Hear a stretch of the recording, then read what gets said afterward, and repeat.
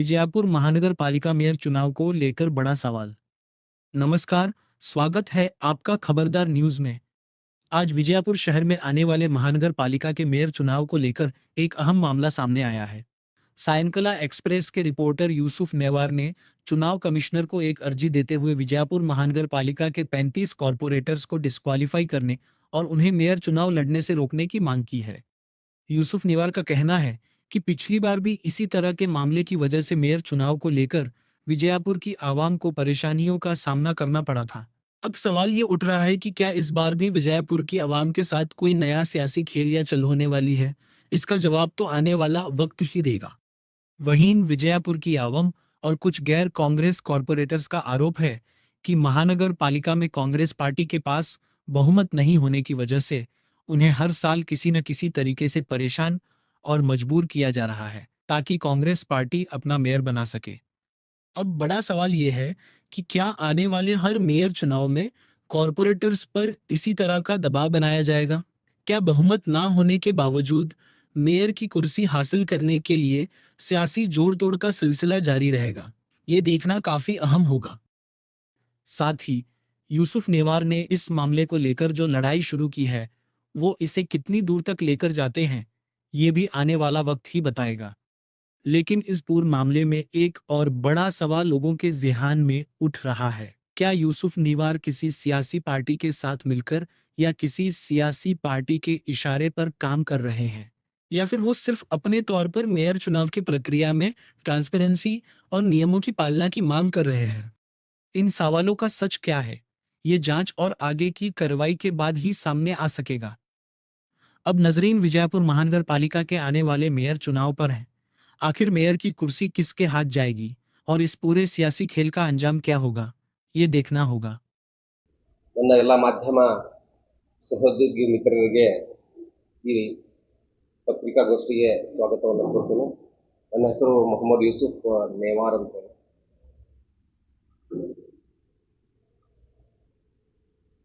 ಇವತ್ತಿನ ಪ್ರಮುಖ ಪತ್ರಿಕಾಗೋಷ್ಠಿಯ ಪ್ರಮುಖ ವಿಷಯ ಏನಂತಂದ್ರೆ ಮಹಾನಗರ ಪಾಲಿಕೆ ವಿಜಯಪುರ ಮಹಾನಗರ ಪಾಲಿಕೆಯ 35 ಸದಸ್ಯರ ಅನರ್ಹ ವಿಚಾರವಾಗಿ ಇವತ್ತು ಪತ್ರಿಕಾಗೋಷ್ಠಿಯನ್ನ ಕರಿಬೇಕಾಯಿತು. ಈ ಪತ್ರಿಕಾಗೋಷ್ಠಿ ಕರೆಯಲು ಪ್ರಮುಖ ಕಾರಣ ಏನಂತಂದ್ರೆ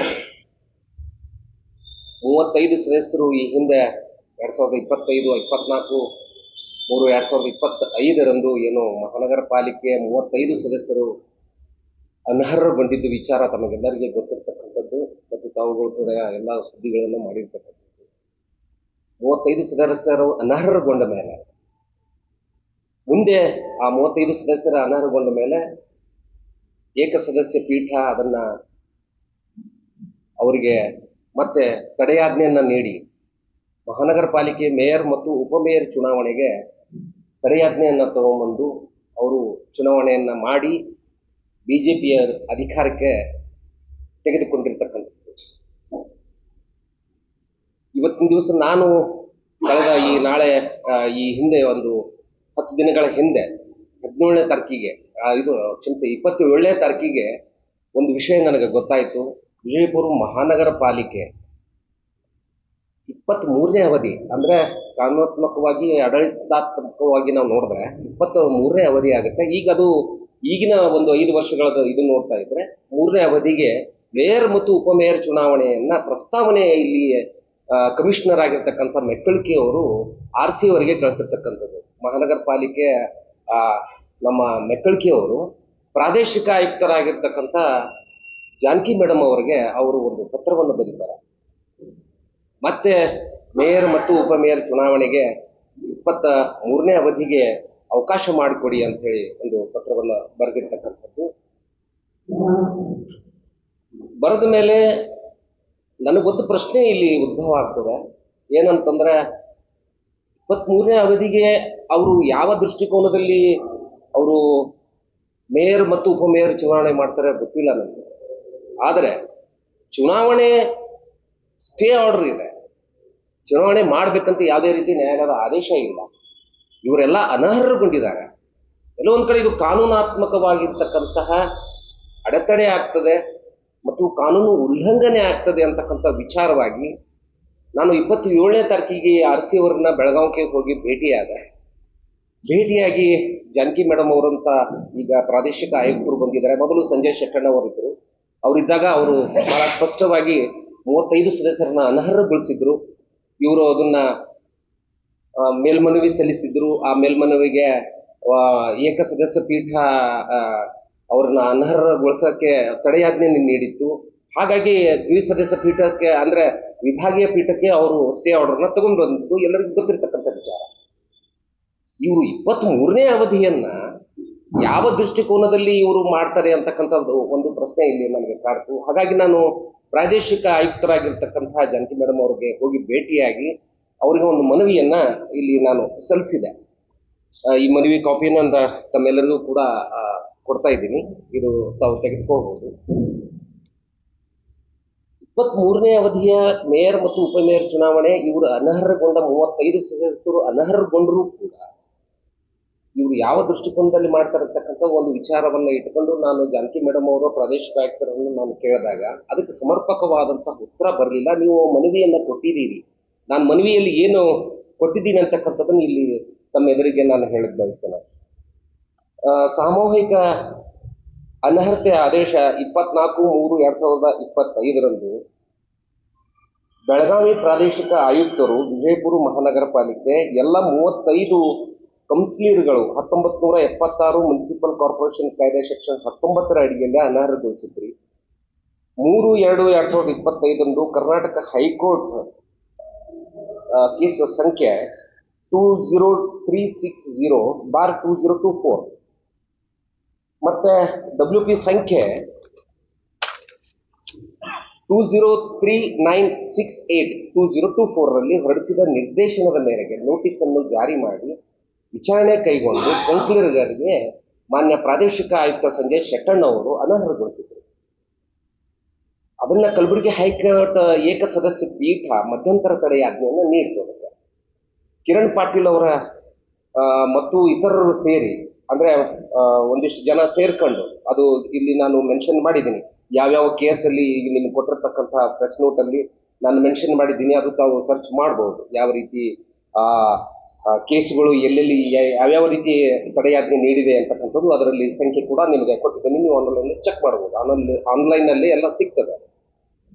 ಕಲಬುರಗಿ ಪೀಠದ ಮುಂದೆ ಸಾಮೂಹಿಕ ಅರ್ಹತೆಯನ್ನು ಪ್ರಶ್ನಿಸಿ ಅನರ್ಹತೆಯ ಆದೇಶಕ್ಕೆ ತಡೆ ನೀಡುವಂತೆ ಕೋರಿದ ಮಧ್ಯಂತರ ಅರ್ಜಿಯನ್ನು ಗೌರವಾನ್ವಿತ ಏಕಸದಸ್ಯ ಪೀಠ ನ್ಯಾಯಾಧೀಶರು ಸ್ಪಷ್ಟವಾಗಿ ಅದನ್ನ ನಿರಾಕರಣೆ ಮಾಡ್ತಾರೆ. ಏಕಸದಸ್ಯ ಪೀಠ ಅದನ್ನು ನಿರಾಕರಣೆ ಮಾಡ್ತಾರೆ. ಅದಾದ ಮೇಲೆ ವಿಭಾಗೀಯ ಪೀಠಕ್ಕೆ ಮತ್ತೆ ಮೊರೆ ಹೋಗ್ತಾರೆ. ಯಾರು ಕಿರಣ್ ಪಾಟೀಲ್ ಅಂತಕ್ಕಂಥವ್ರು ಕೌನ್ಸಿಲರ್, ಅವರು ಕಿರಣ್ ಪಾಟೀಲ್ ಅವರು ಮೊರೆ ಹೋಗ್ತಾರೆ ಅದಕ್ಕೆ ವಿಭಾಗೀಯ ಪೀಠಕ್ಕೆ, ಹೈಕೋರ್ಟ್ ವಿಭಾಗೀಯ ಪೀಠಕ್ಕೆ. ಅವರು ಮೇಲ್ಮನವಿಯನ್ನ ಏನು ಸಲ್ಲಿಸ್ತಾರೆ, ಆ ಸಲ್ಲಿಸಿದ ಮೇಲ್ಮನವಿ ಸಂಖ್ಯೆ 2000129/2025 ಮತ್ತು 200130130/2025 ಗೌರವಾನ್ವಿತ ವಿಭಾಗೀಯ ಪೀಠ ಮುಂದಿನ ವಿಚಾರಣೆ ದಿನಾಂಕದವರೆಗೆ ಮಾತ್ರ ಕೌನ್ಸಿಲರ್ಗಳಾಗಿ ಕರ್ತವ್ಯ ನಿರ್ವಹಿಸಲು ತಾತ್ಕಾಲಿಕ ಮಧ್ಯಂತರ ತಡೆಯಾಜ್ಞೆಯನ್ನು ನೀಡಿತ್ತು. ತಾತ್ಕಾಲಿಕವಾಗಿ ಇವರಿಗೆ ತಡೆಯಾಜ್ಞೆ ನೀಡಿದ್ದಾರೆ. ಇವರು ಈಗ ಮುಂದುವರಿಸಿ ಏನು 23ನೇ ಒಂದು ಏನು ಮೇಯರ್ ಮತ್ತು ಉಪಮೇಯರ್ ಚುನಾವಣೆ ಮಾಡ್ಬೇಕಂತ ಏನು ಕಮಿಷನರ್ ಅವರು ಏನು ಒಂದು ಪ್ರಸ್ತಾವನೆ ಸಲ್ಲಿಸಿದ್ದಾರೆ. ಆ ನಿಟ್ಟಿನಲ್ಲಿ ಇದಕ್ಕೆ ಇವರಿಗೆ ತಾತ್ಕಾಲಿಕವಾದಂತಹ ತಡೆಯಾಜ್ಞೆ ನೀಡಿದೆ, ಯಾವುದೇ ರೀತಿ ಖಾಯಂ ತಡೆಯಾಜ್ಞೆ ನೀಡಿಲ್ಲ. ಬಾಕಿ ಇರುವವರೆಗೆ ಏಕ ನ್ಯಾಯಾಧೀಶ ಪೀಠದ ಅರ್ಹತೆಯನ್ನು ಅರ್ಜಿ ವಿಚಾರಣೆಗೆ ಮಾಡುವುದರಿಂದ ಅಂತಿಮವಾಗಿ ವಿಲೇಮಾರಿ ಮಾಡುವುದರಿಂದ ತಡೆಯುವುದಿಲ್ಲ ಎಂದು ವಿಭಾಗೀಯ ಪೀಠ ಆದೇಶನೂ ಕೂಡ ಮಾಡಿದೆ. 23ನೇ ಮಹಾನಗರ ಪಾಲಿಕೆ ಮೇಯರ್ ಮತ್ತು ಉಪಮೇಯರ್ ಚುನಾವಣೆ ಯಾವುದೇ ರೀತಿ ಚುನಾವಣೆಯನ್ನು ಜರುಗಿಸಬಾರ್ದು ಅಂತ ಹೇಳಿ ನಾನು ಪ್ರಾದೇಶಿಕ ಆಯುಕ್ತರನ್ನ ವಿನಂತಿ ಮಾಡಿಕೊಂಡೆ. ಅದಾದ ಮೇಲೆ ಪ್ರಾದೇಶಿಕ ಆಯುಕ್ತರು ಅದನ್ನ ಜಾನಕಿ ಮೇಡಮ್ ಅವ್ರ ಜೊತೆ ನಾನು ಚರ್ಚೆ ಮಾಡಿದೆ. ಮೇಡಮ್, ಈ ರೀತಿ ಅನರ್ಹಗೊಳಿಸಿದ್ದೀರಿ ತಾವೇ, ತಾವು ಏನು ಹಿಂದಿನ ಅಧಿಕಾರಿಗಳಾಗಿರ್ತಕ್ಕಂಥ ಹಿಂದಿನ ಆಯುಕ್ತರಾಗಿರ್ತಕ್ಕಂಥ ಸಂಜಯ್ ಶೆಟ್ಟಣ್ಣ ಅವರು ಏನು ಅನರ್ಹಗೊಳಿಸಿದ್ರು, ಅದನ್ನ ನಾನು ಸ್ವಾಗತ ಮಾಡ್ತೀನಿ. ಯಾಕಂತಂದ್ರೆ ಅವರು ಅನರ್ಹಗೊಂಡಿದ್ದು ವಿಚಾರ ಆಗ್ಲೇ ಎಲ್ಲರಿಗೂ ಗೊತ್ತಿರ್ತಕ್ಕಂಥದ್ದು. ಅನರ್ಹಗೊಳಿಸಿದ ಮೇಲೂ ಕೂಡ ಇದು ಮತ್ತೆ 23ನೇದು ಹೇಗೆ ಮಾಡ್ತೀರಿ ನೀವು ಚುನಾವಣೆ ಅಂತ ಕೇಳಿದಾಗ ಅದಕ್ಕೆ ಸಮರ್ಪಕವಾದಂತಹ ಉತ್ತರ ಅವ್ರ ಕಡೆಯಿಂದ ಬರಲಿಲ್ಲ. ಅವ್ರು ಹೇಳಿದ್ರು ನನಗೆ ಬಹಳ ಸ್ಪಷ್ಟವಾಗಿ, ಇಲ್ಲ ನೀವು ನಿಮ್ಮ ಕೆಲಸ ಮಾಡಿ, ನಾವು ನಮ್ಮ ಕೆಲಸ ಮಾಡ್ತೀವಿ ಅಂತಕ್ಕಂಥದ್ದನ್ನ. ಯಾವ ರೀತಿ ಅವರು ಹೇಳ್ತಾರೆ ಅನ್ನೋದು ಅಧಿಕಾರಿಗಳಿಗೂ ವಿವೇಚನೆಗೆ ಬಿಟ್ಟಿರ್ತಕ್ಕಂಥದ್ದು, ನಾನು ಅದನ್ನ ಹೇಳಕ್ ಹೋಗಲ್ಲ. ಆಮೇಲೆ ಈ ಪ್ರಕರಣ ನ್ಯಾಯಾಲಯದಲ್ಲಿ ಇರೋದ್ರಿಂದ ಇದು ಹೆಚ್ಚಿನ ಒಂದು ದೃಷ್ಟಿಕೋನ ನಾವು ಹೇಳಕ್ ಬರೋದಿಲ್ಲ. ಬಹಳ ಸ್ಪಷ್ಟವಾಗಿ ಏನಂತಂದ್ರೆ, ಎಲ್ಲೋ ಒಂದ್ ಕಡೆ ಚುನಾವಣೆಯನ್ನ 23ನೇ ಮೇಯರ್ ಮತ್ತು ಉಪಮೇಯರ್ ಚುನಾವಣೆಯನ್ನ ಇವರು ಮಾಡ್ತಾ ಇದ್ದಾರೆ ಅಂತಕ್ಕಂಥದ್ದು ಗೊತ್ತಾದ ತಕ್ಷಣ ನಾನು ಆಯುಕ್ತರನ್ನ ಸಂಪರ್ಕ ಮಾಡಿ ಆಯುಕ್ತರಿಗೆ ಒಂದು ಮನವಿಯನ್ನ ಸಲ್ಲಿಸಿದ್ದೀನಿ. ಈ ಮನವಿ ಇಲ್ಲಿದೆ. ಏನು ವಿಜಯಪುರ ನಗರಕ್ಕೆ ಆಗಿರ್ತಕ್ಕಂಥ ಏನು ಅಭಿವೃದ್ಧಿ ವಿಚಾರಗಳನ್ನ ನಾವು ನೋಡಿದಾಗ, ನಾನೊಬ್ಬ ಪತ್ರಕರ್ತನಾಗಿ ನಾನು ನೋಡಿದಾಗ ಸಾಕಾದಷ್ಟು ಗೊಂದಲದ ವಾತಾವರಣ, ಸಾಕಾದಷ್ಟು ಅನ್ಯಾಯ ಅಂದ್ರೆ ಅಭಿವೃದ್ಧಿ ಆಗದೇ ಇರತಕ್ಕಂಥ ದೃಷ್ಟಿಕೋನದಲ್ಲಿ ನಾನು ಇವತ್ತು ನಾನು ಅರ್ಜಿಯನ್ನ ಸಲ್ಲಿಸಿದ್ದೀನಿ. ಒಂದು ವಿಶ್ವಾಸ ನನಗೆ ಮಾನ್ಯ ನ್ಯಾಯಾಲಯದಲ್ಲಿ ನನಗೆ ವಿಶ್ವಾಸ ಇದೆ, ಹೈಕೋರ್ಟ್ ಪೀಠದ ಮೇಲೆ ನನಗೆ ವಿಶ್ವಾಸ ಇದೆ. ಈ ಅರ್ಜಿ ನಾಳೆ 19ನೇ ತಾರೀಕಿಗೆ ಎಲ್ಲ ಅರ್ಜಿಗಳು ಕ್ಲಬ್ ಆಗಿದೆ. ಅಂದ್ರೆ ಎಲ್ಲ ಅರ್ಜಿಗಳು ಸ್ವೀಕೃತ ಏನು ತಡೆ ಆಜ್ಞೆ ನೀಡಿದ್ದು, ಮತ್ತೆ ಪ್ರಕಾಶ್ ಮಿರ್ಜಿ ಮತ್ತು ಮೈನುದ್ದೀನ್ ಬೀಳ್ಗಿ ಅವರು ಸಲ್ಲಿಸಿರ್ತಕ್ಕಂಥ ಅರ್ಜಿಯಲ್ಲೇ ನೆನೆಗುದಿಗೆ ಬಿದ್ದಿರ್ತಕ್ಕಂಥ ಅರ್ಜಿ ಅದು ಕೂಡ ವಿಚಾರಣೆಗೆ ಬರಲಿದೆ. ನಾನು ಸಲ್ಲಿಸಿರ್ತಕ್ಕಂಥ ಅರ್ಜಿನೂ ಕೂಡ ವಿಚಾರಣೆಗೆ ಬರಲಿದೆ. ಒಂದು ಸಂತೋಷದ ವಿಚಾರ, ಎಲ್ಲ ಅರ್ಜಿಗಳು ಏಕಕಾಲಕ್ಕೆ ನಾಳೆ 19ನೇ ತಾರೀಕಿಗೆ ವಿಚಾರಣೆಗೆ ಒಳಪಡಿಸ್ತಾ ಇದೆ ಮಾನ್ಯ ನ್ಯಾಯಾಲಯ. ಅವರಿಗೆ ನಾನು ಧನ್ಯವಾದನ ಹೇಳ್ತೀನಿ. ನನಗೆ ನ್ಯಾಯ ಸಿಗ್ತದೆ ಅನ್ನೋ ಒಂದು ಆತ್ಮವಿಶ್ವಾಸ ನನಗಿದೆ. ಒಂದು ವೇಳೆ ನಾನು ಬಹಳ ಪ್ರಮುಖವಾಗಿ ಹೇಳ್ಬೇಕಂದ್ರೆ, ಒಂದು ವೇಳೆ ನನಗೆ ನ್ಯಾಯ ಸಿಗದೇ ಇದ್ರೆ, ನನಗೆ ಅನ್ನೋದಕ್ಕಿಂತ ಈ ಹಿತಾಸಕ್ತಿ ಅರ್ಜಿಯನ್ನ ನ್ಯಾಯ ಸಿಗದೇ ಇದ್ರೆ ಅಥವಾ ವಿಳಂಬ ಆದರೆ ನಾನು ಸುಪ್ರೀಂ ಕೋರ್ಟ್ಗೂ ಮೊರೆ ಹೋಗ್ತೀನಿ ಅಂತಕ್ಕಂಥ ವಿಚಾರವನ್ನ ಈ ಸಂದರ್ಭದಲ್ಲಿ ಹೇಳ್ತಾ, ಆಮೇಲೆ ಪ್ರಮುಖವಾಗಿ ಒಂದು ವಿಚಾರ ನಾನು ಹೇಳಲೇಬೇಕಾಗಿದೆ. ನಾನು ಅರ್ಜಿ ಸಲ್ಲಿಸಿದ ಮೇಲೆ ಬಹಳಷ್ಟು ಬದಲಾವಣೆಗಳಾಗಿದೆ. ಏನಂತಂದ್ರೆ, ಅವರು ಹಿಂದೆ ಹಾಕಿದ್ದಾರೆ, ಇವ್ರ ಹಿಂದೆ ನಿರ್ಧರಿಸಿ ಅರ್ಜಿನ ಕೊಡಿಸಿರಬಹುದು, ರಾಜಕಾರಣಿಗಳು ನನ್ನ ಹಿಂದೆ ಇರಬಹುದು, ಅಥವಾ ಯಾರೋ ಫಂಡಿಂಗ್ ಮಾಡ್ತಾ ಇರಬಹುದು. ಇವೆಲ್ಲ ಗೊಂದಲಗಳಿಗೆ ನಾನು ದಯವಿಟ್ಟು ತೆರೆ ಎಳಿಬೇಕಾದ ಅನಿವಾರ್ಯತೆ ನನಗೆ ಬಂತು. ಹಾಗಾಗಿ ನಾನು ಪತ್ರಿಕಾಗೋಷ್ಠಿ ಮಾಡಲೇಬೇಕಾಯಿತು. ದಯವಿಟ್ಟು ತಮ್ಮೆಲ್ಲರಿಗೂ ಕೂಡ ನಾನು ವಿನಂತಿ ಮಾಡ್ಕೊತೀನಿ, ಆ ಥರದ್ದು ಯಾವ ಕೂಡ ನನ್ನಲ್ಲಿ ಇಲ್ಲ. ನಾನು ವಿಜಯಪುರ ಸುಮಾರು 30 ವರ್ಷಗಳಿಂದ ನಾನು ವಿಜಯಪುರ ನಗರವನ್ನು ನೋಡ್ತಾ ಬಂದಿರತಕ್ಕಂಥವನು. ನಂದು ಜವಾಬ್ದಾರಿ ಇದೆ ಅಂತಕ್ಕಂಥದ್ದು ವಿಚಾರ ಮಾಡಿ ಸ್ವತಃ ನನ್ನ ಇದರಲ್ಲಿ ನಾನು ಈ ಪತ್ರಿಕಾಗೋಷ್ಠಿಯನ್ನ ಕರೆದಿರ್ತಕ್ಕಂಥದ್ದು ಮತ್ತು ಅರ್ಜಿಯನ್ನ ಸಲ್ಲಿಸಿರ್ತಕ್ಕಂಥದ್ದು. ದಯವಿಟ್ಟು ನನಗೆ ನ್ಯಾಯ ಸಿಗ್ತದೆ ಅನ್ನೋ ಒಂದು ಆತ್ಮವಿಶ್ವಾಸ ನನಗಿದೆ. ಇದು ಯಾವುದೇ ಕಾರಣಕ್ಕೂ ಚುನಾವಣೆ ಜರುಗಬಾರ್ದು, ಯಾವುದೇ ಕಾರಣಕ್ಕೂ ಎಲ್ಲ ವಿಜಯಪುರ ಮಹಾನಗರ ಪಾಲಿಕೆಗೆ ನ್ಯಾಯ ಸಿಗ್ತದೆ ಅಂತಕ್ಕಂಥದ್ದು ನನಗೆ. जैसे कि आपने कहा कि 35 कारपोरेटर गैर कानूनी है, गैर संवैधानिक है, अनर्ह है, ये मसला इलेक्शन के नजदीक ही क्यों उठ रहा है? इसकी क्या वजह है?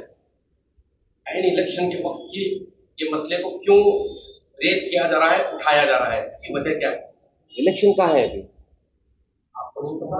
इलेक्शन कर रहे मेयर का इलेक्शन अभी नजदीक है। इलेक्शन है कर को कौन बोले? इलेक्शन है कर को कौन भी नहीं बोले। सुनो मेरी बात, इलेक्शन है कर को कौन भी नहीं बोले। इलेक्शन करना कर को जा रहे हैं, इलेक्शन नहीं करना कर को मैं कैसे, समझे नहीं? मेरा अज्जी आप देखे नहीं शायद बड़ो। इलेक्शन करके इन्हों फिर अधिकार पे आना चाहते हैं। इनको ऑलरेडी डिस्क्वालिफाइड किया गया है। डिस्क्वालिफाइड होकर भी इन्हों अधिकार में कैसे रह सकते हैं, ये मेरा बोलना है। लास्ट टाइम भी अच्छा इसी तरह जिस तरह आपने नाम लिया मैनू बिल्गी, अच्छा प्रकाश मिर्जी जी, उन्होंने भी इसी तरह की अर्जी दे करके इस मसले को रेज किया था। लोगों में बड़ी बड़ी बातें कही थी और बहुत कुछ कहा था उन्होंने। उसके बाद क्या हुआ, स्टे लाया गया, इलेक्शन हुआ, फिर बाद में जैसे करते था केस को पेंडिंग रखा गया। क्या फिर इसी तरह इस बार भी उसी तर्ज पर? इसी तरह हो ही नहीं सकता। ये नहीं होना बोल के मैं कैसे कोर्ट को इसी तरह होना नहीं बोल के, ये केस डिले हो रहा है। मेरी बात समझे नहीं? ये केस जो हो रहा है अभी डिस्क्वालिफाइड जो केस हुआ इसको डिले किया जा रहा है।